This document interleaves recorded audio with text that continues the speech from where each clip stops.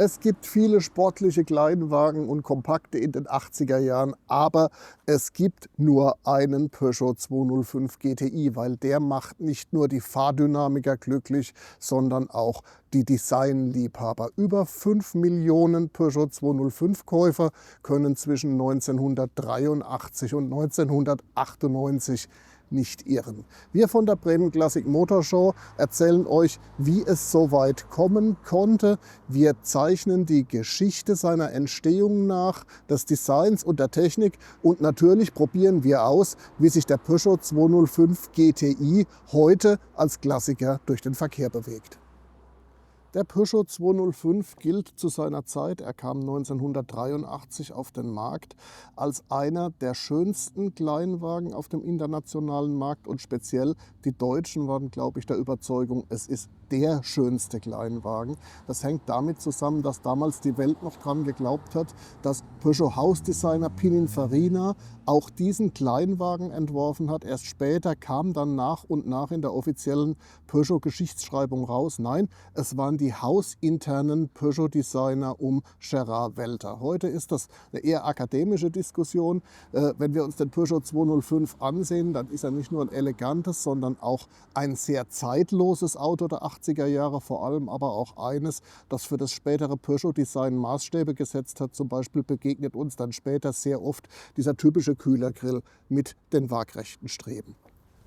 Typisch 80er Jahre ist hier beim Peugeot 205 der zurückhaltende Umgang mit den sportlichen Insignien. Das heißt, man muss schon hinschauen, um zu sehen, dass da der 205 kommt. Man sieht es an den betonten Radläufen, natürlich an den charakteristischen Alurädern, aber sonst sieht er gar nicht so sehr anders aus als die 205 Basisversionen. Und ich weiß nicht, wie es euch geht. Mir gefällt die dreitürige Version, der GTI war ja prinzipiell dreitürig, deutlich besser als die viertürige Limousine. Diese wunderbare Form der C-Säule, diese Betonung und auch die Fensterlinie, die sieht, wie ich finde, außerordentlich elegant aus. Und damals haben sich sehr viele Käufer des ganz normalen 205 gefreut. Wenn sie den Dreitürer gekauft haben, dann hatten sie automatisch eigentlich das elegantere Auto und haben trotzdem Geld gespart. Zu den typischen GTI-Merkmalen gehört dieser sehr dezente kleine Spoiler hier an der Heckklappe. Wir schauen mal in den Kofferraum, aber der ist nichts wirklich Besonderes, der fällt einfach nur klassenüblich aus, auch was die Variabilität betrifft, mit geteilt umlegbarer Rückbank.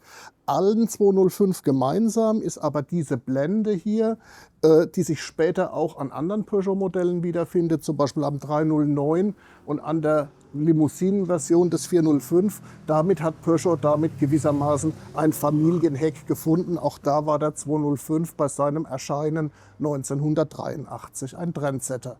Und wie es unter der Motorhaube ausschaut, das sehen wir uns jetzt an.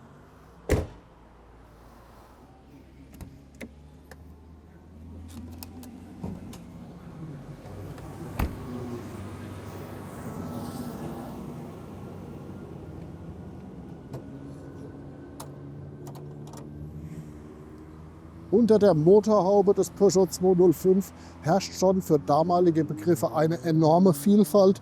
Wir haben hier den 1,9 Liter Motor mit 120 PS, der damals typisch ist für den Peugeot 205 GTI, wenn es die Version mit G-Cut ist. Es gibt auch eine Cuttlose mit 129 PS. Das ist schon eine ziemliche Ansage. Die Basisversion beginnt als 1.1er mit frugalen 45 PS. Damit wiegt der 205 nur 720 Kilogramm und ist eigentlich ganz ordentlich motorisiert. Und dann gibt es auch noch den Diesel mit 1,8 Litern Hubraum und 60 PS, der damals Furore macht in der Kleinwagenklasse, weil er sehr ordentliches Temperament anbietet und super sparsam ist und den Peugeot 205 wirklich mit 4,5 oder 5 Litern Diesel auf 100 Kilometer zufrieden sein lässt. Also eine enorme Vielfalt, wie sich die Sportversion fährt, das probieren wir jetzt aus.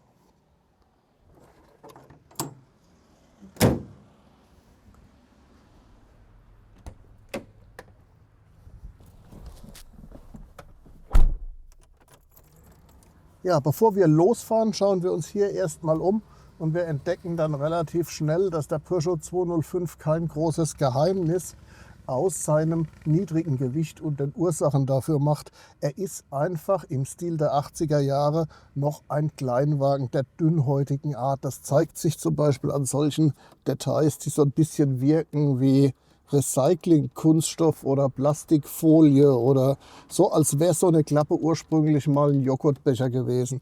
Das heißt, das ist alles noch so ein bisschen Knisterknarz und relativ nonchalant zusammengebaut, obwohl es relativ elegant aussieht. Natürlich ist der 205 gerade in der GTI-Version auch stylisch mit seinem Sportlenkrad, das auch für heutige Begriffe noch richtig gut in der Hand liegt, und natürlich mit seinem feuerroten Velour-Teppichboden.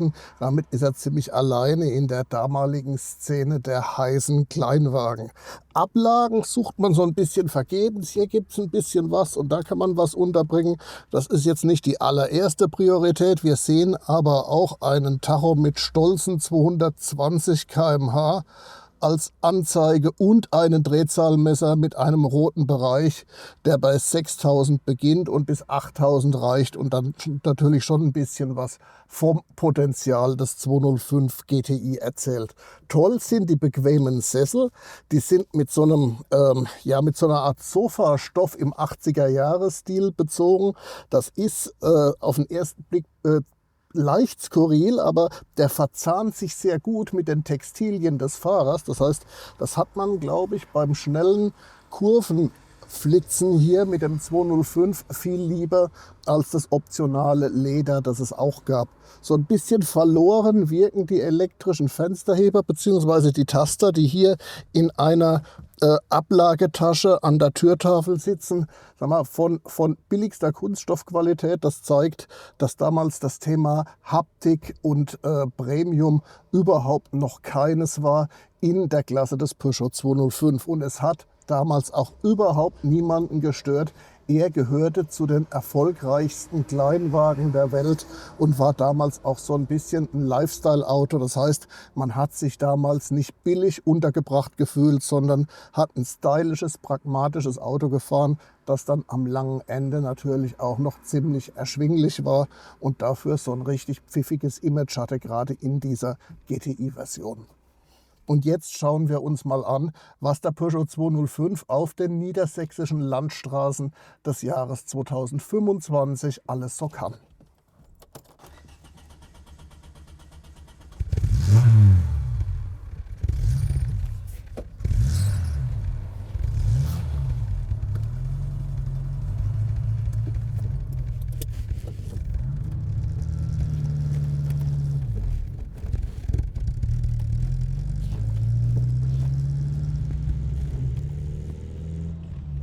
Erster Eindruck, wenn man im Peugeot 205 auf die Landstraße abbiegt, er stempelt wirklich jede Welle auf der Fahrbahn durch. Also der will nicht nur spielen, der meint es wirklich sportlich.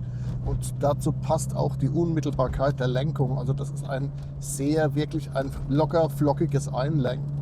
Ja, das ist ein großes Vergnügen und passt ganz gut zum ganzen Wesen dieses Autos, das einem auch zeigt, schau mal, ich bin kein moderner Kleinwagen, der irgendwie 1,5 Tonnen wiegt. Ich stamme aus den 80ern und habe 900 Kilogramm leer, und damit haben die 120 PS natürlich unheimlich leichtes Spiel, und das vermittelt er wirklich in jeder Kurve. Das ist alles ganz locker und easy. Was nicht so ganz in die Zeit passt oder wo man heute verwöhnter ist, damals vielleicht auch relativ lange Schaltwege. Die Schaltung ist auch nicht ganz so exakt geführt, wie man es sich bei so einem Sportgerät vielleicht versprechen würde. Wir jammern hier durchaus auf hohem Niveau, aber es fällt auf, da ist er so ein bisschen vom heutigen Standard entfernt. Das gilt für die Sitze übrigens nicht. Die sind schön straff, ordentlich Seitenhalt.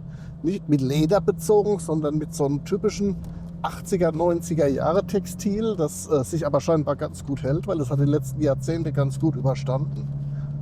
Ansonsten wenig Auto in jeder Beziehung. Ja? Also mal wenig Cockpit, niedrige Gürtellinien, alles nimmt sich sehr zurück. Das ist schon ein Sportler auf Diät, das ist deutlich zu spüren. Die Fahrleistung ist aber durchaus beeindruckend. Also wenn man jetzt mal so ein bisschen guckt, was er kann, da passiert dann schon was. Also auch für heutige Begriffe und noch viel mehr nach den Maßstäben der 80er und frühen 90er Jahre. Das war schon ein schneller Kompakter damals. Aber auch einer, der eine gewisse Aufmerksamkeit braucht. Weil zum Beispiel Lastwechselreaktion in der Kurve, das mag er gar nicht. Also Lupfen, darauf kann er dann relativ brüsk reagieren. Ich erinnere mich da an so ein Urerlebnis, als ich so ein Auto Anfang der 90er Jahre Probe gefahren habe. Das konnte ganz, ganz schnell gehen, dass man dann quer durch die Kurve kommt. Also ein bisschen Vorsicht ist geboten. Ansonsten ein ganz großes Vergnügen, damit über die Landstraßen zu bügeln hier. Also zumindest dann, wenn man nicht allzu empfindlich ist im Bandscheibenbereich, weil hart ist er in der Tat auch. Aber das gehört natürlich auch zum Anspruch. Der 205 GTI wollte kein Spielzeug sein, sondern ein ernsthafter Kompaktsportler. Und das löst er auch für heutige Begriffe durchaus noch ein.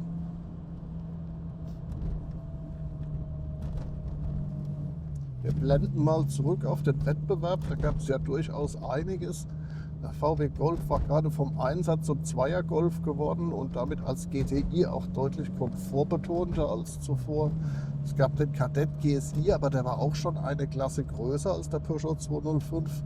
Der spielte eher so in der Liga Fiesta XR2i. Auch der war so unter den Hot Hatches ein durchaus ernstzunehmender Konkurrent. Aber im Grunde ist es schon so, der 205 GTI war der junge Wilde unter den kleinen sportlichen Kompaktwagen seiner Zeit mit einer Leistung von bis zu 129 PS. Das bezieht sich auf die 1,9 Liter Version ohne Cut. Das hier ist der 120 PS GTI mit G-Cut und angefangen hat alles im Jahr 1984 mit dem ersten 205 GTI. Das war allerdings noch der kleine 1.6er mit 105 PS.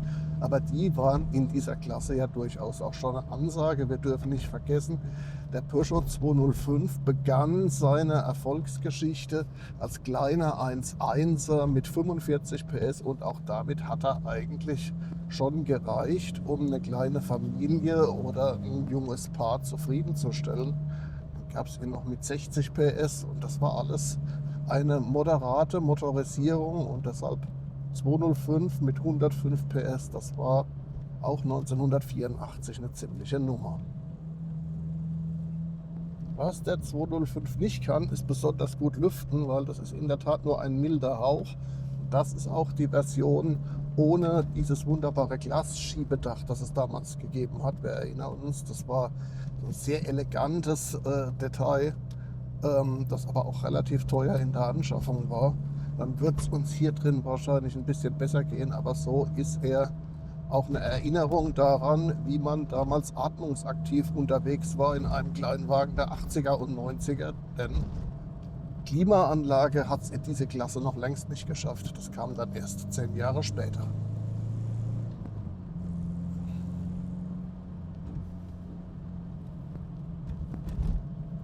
Sitzposition fällt erstaunlich gut aus.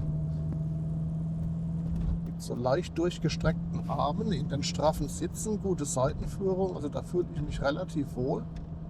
Aber in der Vorstellung jetzt mit der Fahrwerksabstimmung mal eine längere Strecke zu fahren, ich glaube, das müsste ich eher nicht haben. Also das wäre eher meine Wahl für die schnelle Kurzstrecke oder für die Stadt. Und da war der 205 ja wirklich ganz weit vorne zu seiner Zeit und trotzdem hat er 4 Personen mitnehmen können. Das war ja damals auch eines der großen Entwicklungsziele Ende der 70er Jahre, als die Entwicklung des 205 begonnen hat.